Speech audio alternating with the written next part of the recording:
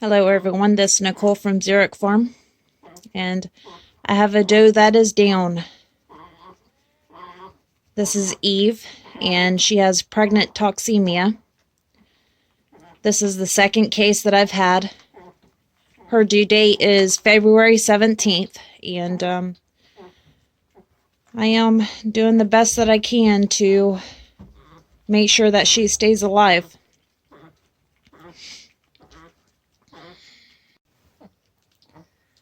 So I've been putting off making this video. I've been kind of dreading it, but we've had quite a few does die on our farm. The first one was Granny Goat, or we called her Nanny. She was extremely old, and we were going to be retiring her this year. And then the second one was Sweetie.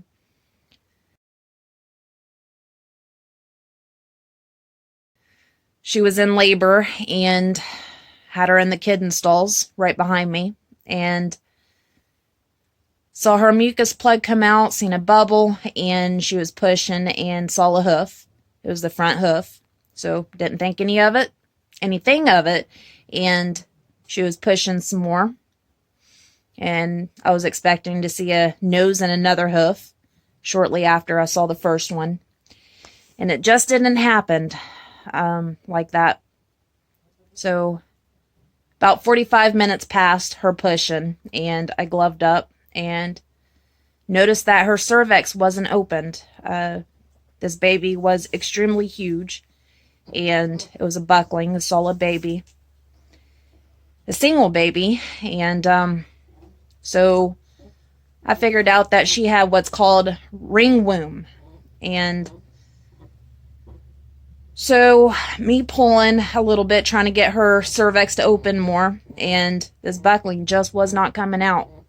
And by that time, she was exhausted, and I could tell she was dying. And as soon as she passed away, I cut her open, and the baby was already dead. So a day later, Julia was in this pen that I'm in right now, and noticed that she was not wanting to get up. So I was thinking that it was what's called dead goat, where all they wanted to do was sleep before kidding. And so she just got weaker, and she started swelling really big, and told my vet about this.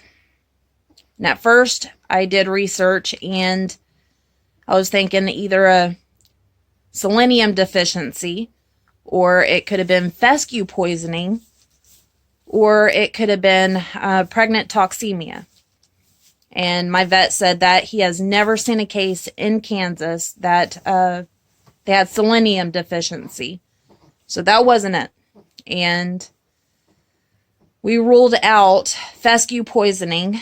Our hay that we have doesn't have a lot of fescue in it. It does have a little, but one sign is that the young goats that are eating it, they wouldn't grow properly. So we ruled that out, and now we have another doe doing the exact same thing, Eve. And you can go to Walmart, buy test strips, and it will tell you if it is a pregnancy toxemia. And that is what it is.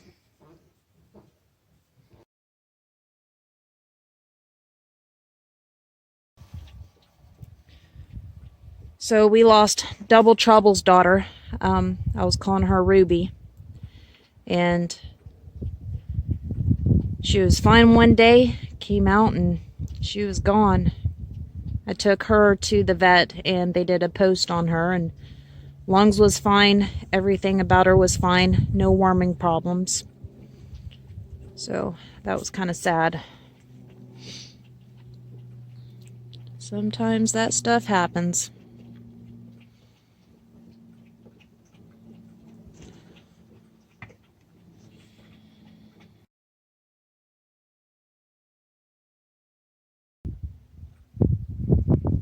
The next, Julie passed away.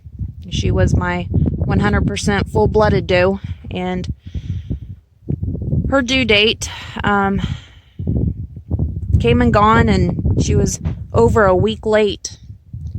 Then I noticed her laying around a lot, and she didn't want to get up, and at that time I had no idea what I was dealing with, and I put her in the kitten shed before, and she started swelling up and just was not having her babies.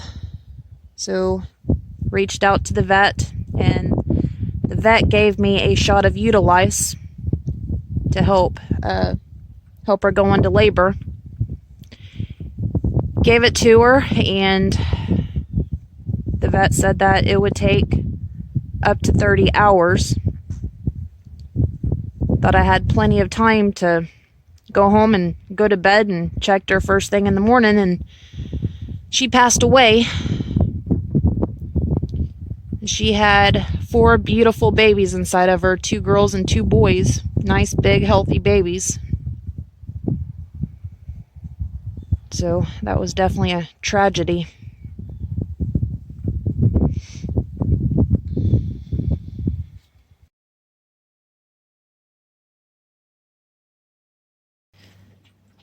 The first doe to pass away for the year was Granny Goat. She was extremely old, and when the weather got warm and then it got cold, it just took a huge toll on her. The doe that is standing up on the hay feeder, that's her daughter.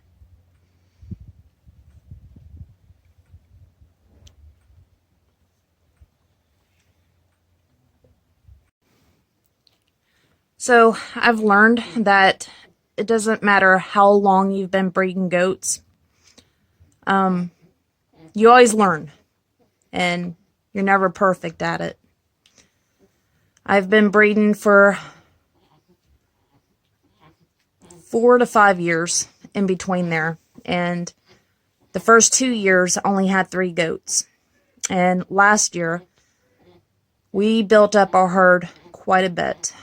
We've retained does, kids that we've had here, and we bought from DV auctions and some pretty well-known genetics.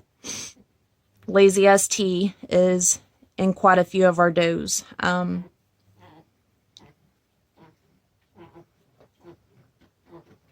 At this moment, my husband and I are talking about selling a lot of them. And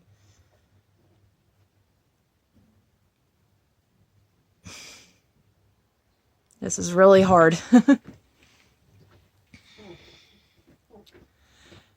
Now, I've been debating whether or not to make this video, but if I don't make videos, people that are subscribed to me enjoy watching my videos. I think they'll notice.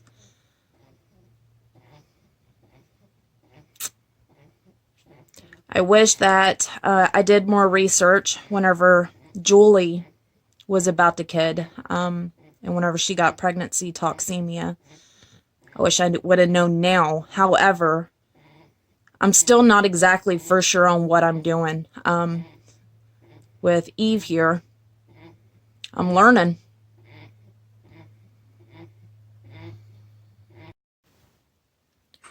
So what I am doing is I'm mixing these 2 medicines together. One of them is a vitamin B complex, and the other one is glycerol. And I'm giving this to her 3 times a day.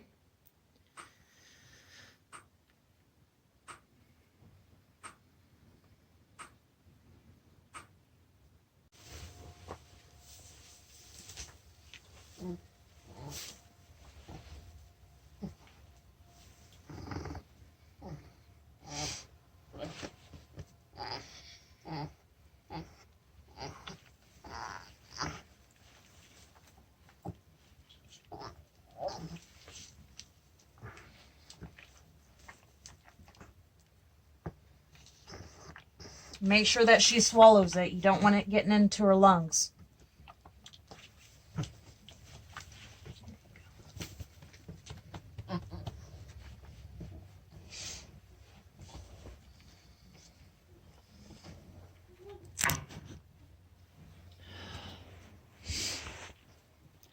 So I give that to her 3 times a day, and I'm already seeing a improvement with her.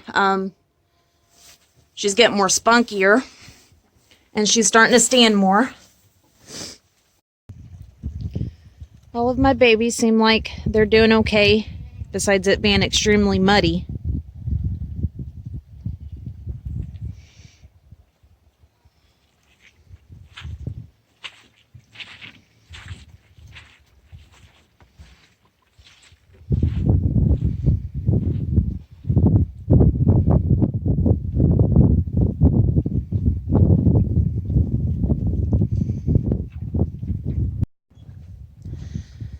So there is some good news on this video.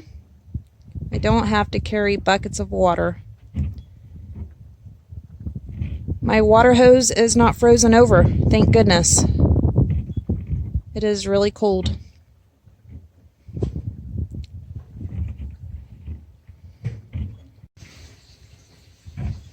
I guess Jasper has to relieve some frustration somehow. Why not take it out on the shelter?